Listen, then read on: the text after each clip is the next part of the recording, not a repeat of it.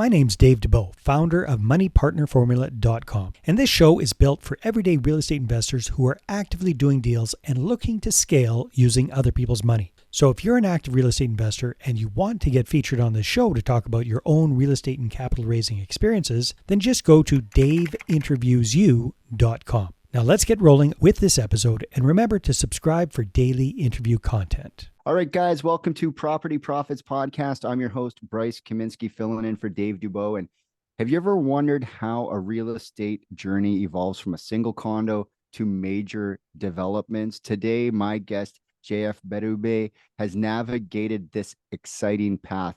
Welcome to the show, JF. Excited to dive into your story. Welcome, Bryce. Thank you for having me. Yeah, no problem. So let's go right to the beginning. What was the seed? We talked a little bit about the show. We'll talk about the transition, but let's talk about the seed that was planted that got you started in real estate. How'd you get started?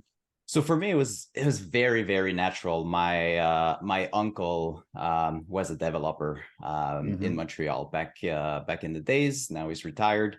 My family always been in real estate. My great grandfather owned a couple properties in Montreal as well back in the day. So I think it's kind of a family thing. And for me, I think when I was 10, 12 years old, I knew I was going to own real estate. My parents started buying a small portfolio, but like some real estate anyway, a couple triplex and whatever they were doing back in the days.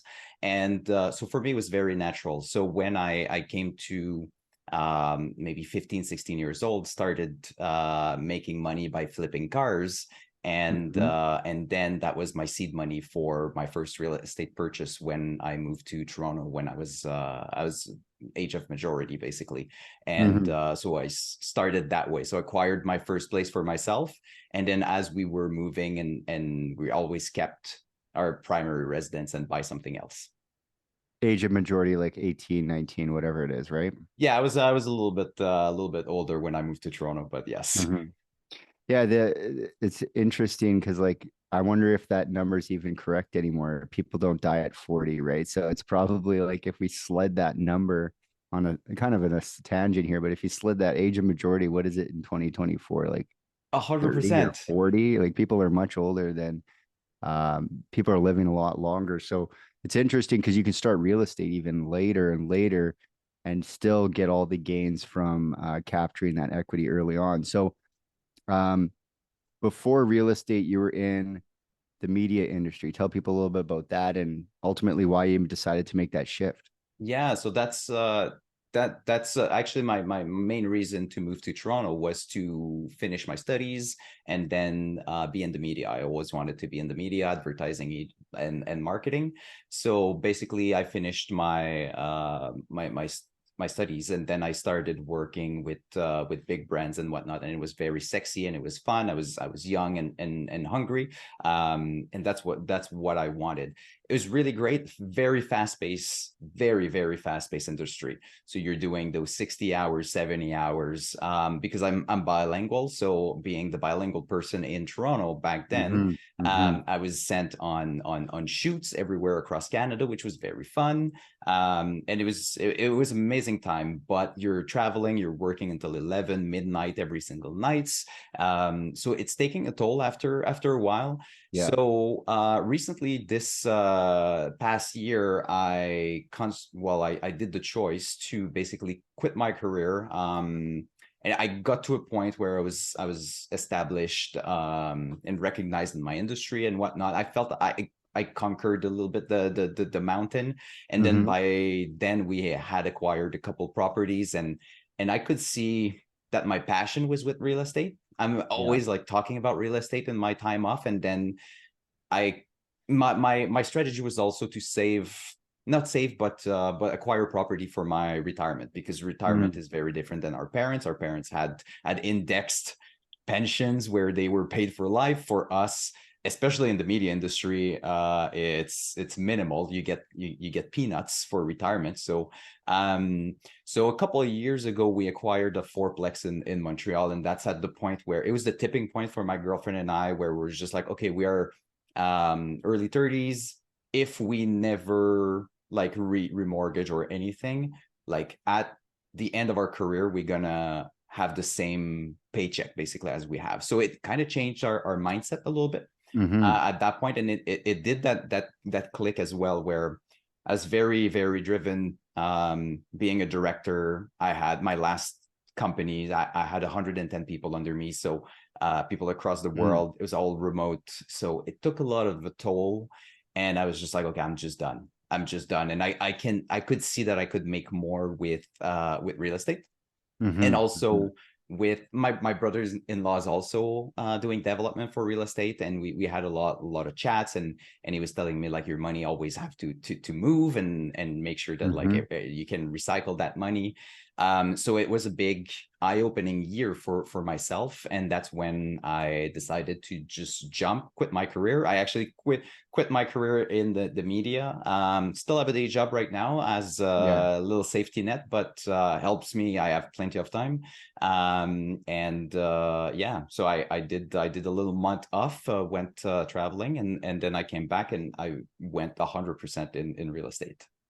Well, the other thing you probably feel a little bit too is you've got the real estate going on, and uh, is the day job in the media still? Are you still like pulling that, or is it somewhat in a different space? It's a bit in the same. It's communications. Okay. But in the lobby industry, I'm now in Ottawa, so it's Hmm. for us Hmm. that the town is very much focused with government and whatnot. Yeah.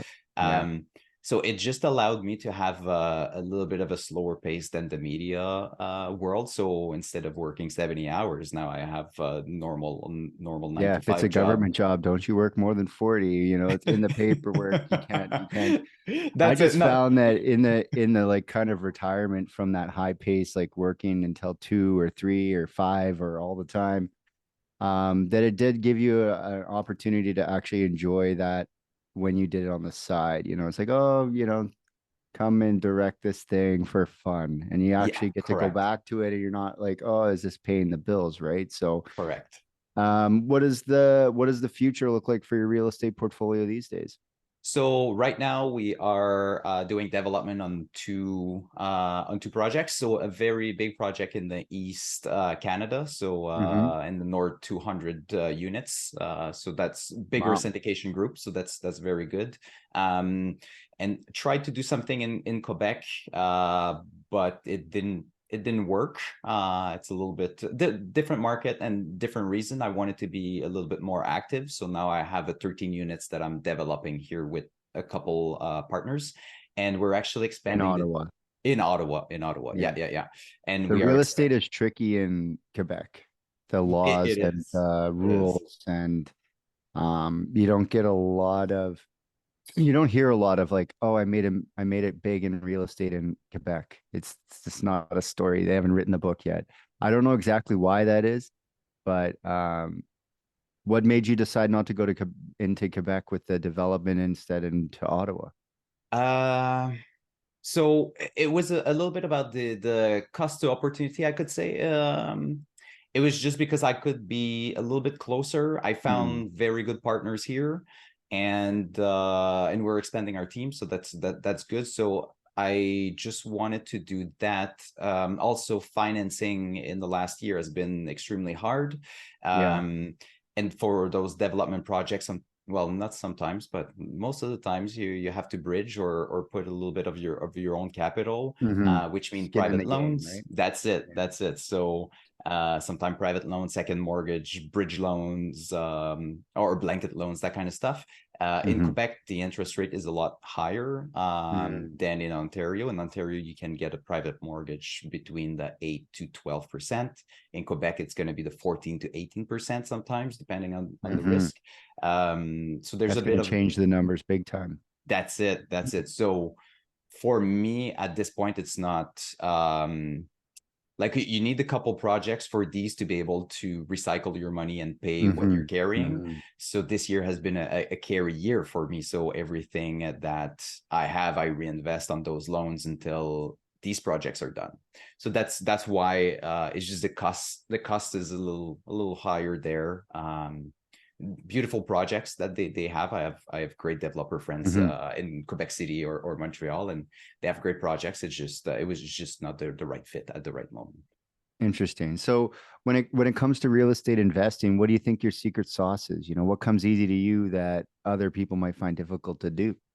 Um, oh, that's a good question. I think for me, it's creativity and like keeping like everything project management, but also just financials, like making sure that we have models and we look forward like 2 months, 3 months, and be able Hmm. to deliver on these promises and make sure we can optimize everything creatively. I come from a creative background, so that was kind of my shtick as well. When I was in media, I was just like, okay, how can we be different than other people, and what we can do something a little bit different for than everybody. And that's exactly what I'm doing right now. I'm doing micro suites. Like not a lot of people are doing micro suites. It's a new Yeah. concept. I think with the shortage of housing in Canada, it's something that's going to be more and more reality for most people. When you travel to Asia or Europe, you see Yeah, I like was gonna say those. you see it everywhere, but North America, I think it's because we have so much land. People are like, That's well, we'll it. just build further and further out from downtown. But in other places, they go up That's and it. it's like a micro unit. So define for the people who at home aren't really sure what a micro unit is. What is a micro unit according to you? Yeah. So micro unit would be a bachelor-like unit. Maybe half of the. I'll just blanket it as like half of the size of a normal unit, which like your typical bachelor back in the days would be 400. In Toronto, you see you see it to the three, almost 250 now. For us, it's 200 square feet. Um, yeah, we I don't think we have anything lower. I think the smaller one is about 200 square feet. So Hmm. that's with a kitchenette, private bathroom, everything. So that's our kind of niche Murphy that we're bed doing. comes down, goes away, something That's like it. that. That's it. That's it. We don't we don't have Murphy. It's funny that you're mentioning this. I was talking to my partners this weekend. We were just talking about maybe doing Murphy beds. So that's so Well, fun. if you want, like I watch some of those videos, they come on the reels because I'm always interested in creative real estate, and Yeah. you see the way that they have these weird built-ins that can transition the space into like three rooms Yeah.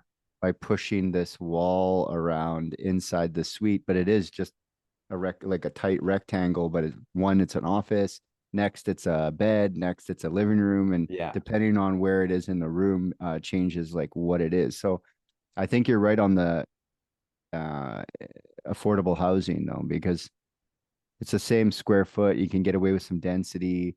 And ultimately, like if you look at someone who's, let's say they're in the media industry and they're working 70 or 80 hours a week, like it's a closet and a bathroom and you sleep there and you turn around and you have some ramen noodles and you go back out into the That's world, it. right? Well, I always say, like, for me, I'm a minimalist, so it's connecting very with me. And if I didn't have a girlfriend, I would probably live in a van. So that's why it's kind of like for me, I just need a bed. I would favor experience over stuff. Honestly, I don't need much in my life. Hmm. I just want to travel and have good time with my friends. Like I just want to go out and have a like have ramen. That would be Hmm. great. And that's all about it, right? And I think the newer generation and immigrants are more accustomed to this. That is, so I was playing around, and that's how the micro suite idea came about.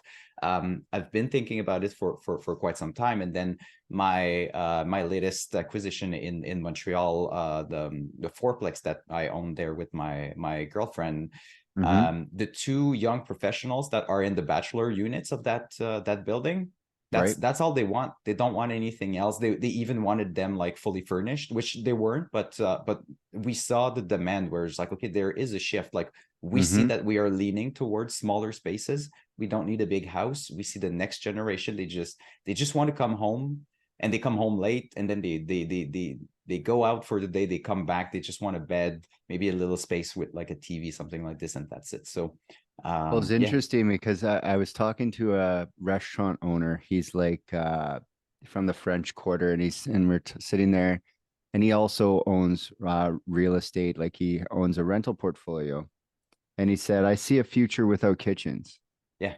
because he's a restaurant owner. Yeah. And when I was in Ohio, they're doing these warehouse conversions where you have a kitchen, but they're not using it because there's like a grocery store at the bottom level in the lobby, and they cook every day. So you go downstairs and Oh, you eat in the cafeteria, and it's nothing but 20 something, 30 something in the whole building all the way up. No, and they have there's parking and cars and stuff like that, but the units are not very big at all. It's a bathroom, a bed. It's still a one bed, but they're changing the way, and it's kind of a sad reflection if you think about the fact that why are we yeah. working two jobs to come home to 200 square feet, Yeah. eat some ramen and pass out? Like, maybe that's a bad state of the economy. However, I think people are starting to detach from things a little bit. They're like, oh, I'm not so interested in cleaning 800 square feet. Yeah. I'm good with just 250 or something like that. That's it. Like when I see my sister's house, for example, right? It gives me anxiety. I just think about how many Roombas do I need to buy to vacuum that place, right? So Yeah, that's keeping it all clean. Yeah, because it was interesting. We had a larger house a couple years ago. It was like 2 floors and finished basement, and it had the biggest yard of any property we had owned. Like, so the cutting of it took 2 batteries. Like, I had to oh stop, wow. recharge, cut it again. And it was just, and now we've moved into a smaller thing. It's like maybe 700 or 800 square feet, no basement, all on one level. Um, Still gets just as messy, but takes less time to clean up. So when you're looking for, I guess the real question is, like, with all you're doing, um, how are you funding this deal, the next deal? Because the micro units, you're probably going up against the city on whether they think that's a good idea or not, because that's a retrofit. That's like a That's it. pressing of a precedent, because you don't see that. You just don't see that. You don't see that. So I'm going to talk about like how it is in Ottawa because it's a little bit different per cities. Um, for us, we have to play in the rooming house kind of Yeah. bucket, right? So And then the financing is going to be really challenging because banks don't like rooming houses. So it's like, yeah, so that's why normally it's either private lending to start mhm, because mhm, that's easy. If there's equity there, they will lend you. Um, Although CMHC has a single room occupancy category, so mm, the rooming house falls into that. So if you're going for MLI Select, which we are for that 13 units, so that's not an issue in that case because it's backed by the CMHC, and then it because it's uh, again like with Ottawa regulation and everything, it is considered commercial after that. So it's fine. There's not that much of an issue to find a lender, which we mm, we are lucky. Although people that do like unlicensed rooming houses and whatnot, it is very hard to we looked at buying one a couple of years ago, and it basically lenders want like 35% down, and it's super, super, mhm, super mhm. hard. So yes, that is a bit harder for sure.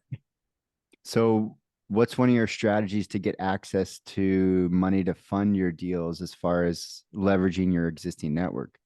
So that's a lot of what we're doing. What you said, that I'm leveraging a bit of my network from my past career. Hmm. I've been lucky enough to be close to a lot of salespeople in the media industry. So Hmm. a lot of people that do receive high commissions, that they do invest in plenty of investments. So tapping into that network, also because of my work, I was around people like my work at the CBC, like Dragon's Den and whatnot. So I have a Hmm. couple of Hmm. high network individual that I I just met throughout my career, but also meeting a lot of people. And on the other hand, is we've been lucky because we didn't touch equity in our Toronto condo for almost 10 years, and at the time that we bought it, you can't really buy anything in Canada for that price anymore. So it's Mhm. we also have our own capital that we can deploy very, very quickly. And with the development game, it's a little bit different. So you can recycle your Well, I think capital a lot. the big thing is going to be the ML the select program that's changing. It's the jury's still out. Let's just say that it's so new that the jury's still out as to Yeah. whether that program will be beneficial to investors, Yeah. because everyone's running to the hill to qualify and they're Yes. getting their hands in the door. But what that loan looks like after they calculate your points, because it's kind of like a tax rebate or you're Yeah. dealing with a government program now. So Yeah. it's like, are you going to get the result that you think you should at the end of the game? So the jury's still out, but it's a great opportunity where in previous times it was, oh, you want to buy an apartment block? Go find the money, go figure it out. But now they're pushing on that, especially the new construction and the retrofit. Yeah. That I feel like the jury's still out on that, and I wouldn't be surprised if some people get bit a little bit. However, that's a great funding provided by the government, by the people of Canada. They've voted our tax money to help the real estate investors expand the housing. My mentor said way back in the day, why does the government love landlords? Because the government is ill suited to provide housing to the people. So they just say, here, we can't figure it out, or we would have. Here's some money to figure it out, real estate investors, and we can go and capitalize on that, which historically that's what investors do. So are you a find the deal and then the money, or do you prefer to have the capital lined up and go looking for deals? So a little bit of both. Mm, So now we are in growth phase. So we are focusing on getting the capital prior to finding the deals. We mhm, identified a bunch of deals already. We honestly, there's too many deals for us to take on. That's why we are expanding. We're trying to add two more people to our team to be able to execute on all of that. And that's the thing. We're like everybody else. We're running out of capital, so you need investors at some point, and we're mhm. trying to get that capital prior than after. So it's definitely different, because if you're securing the deal and then you're, especially in the current economic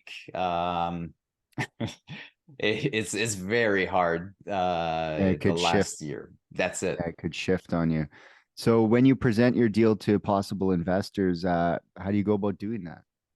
So again, it goes back to my career and close to sales, right? So I was Mm, always helping the sales rep building the decks and the timelines and everything. So I basically applying what I learned in the media world and doing this on the real estate world. So we're doing our pro formas, and we're very transparent with our investors. We're also very conservatives with our numbers, because I would rather try to like sell something that like looks okay and then over do deliver, so better. that Yeah. so that person will reinvest right away with us, right? Because we do have a plan of having deals as soon as our deals are refinanced.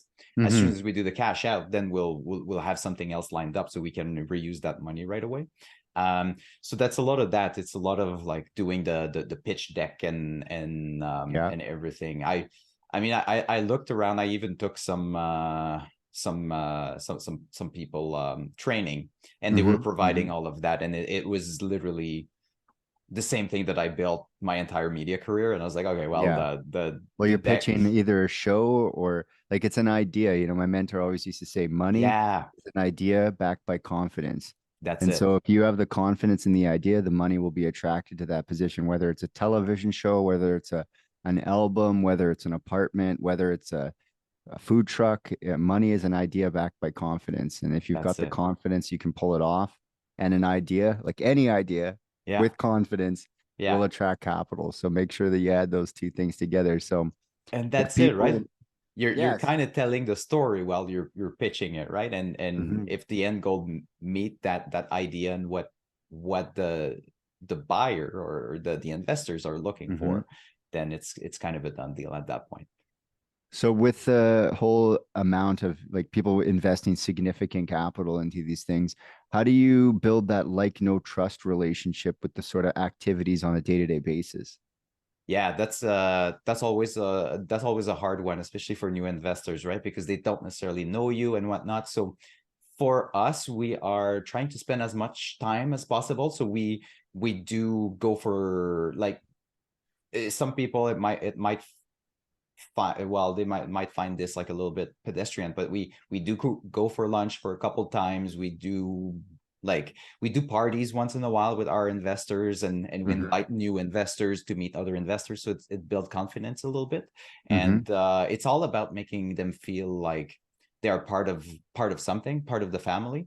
Mm-hmm. That's something in my old career when I was managing a lot of people. I always made sure that they would feel like they were part of a family or part of something that was bigger, and everybody would rely on everybody. And I'm trying to do the same thing with the investors.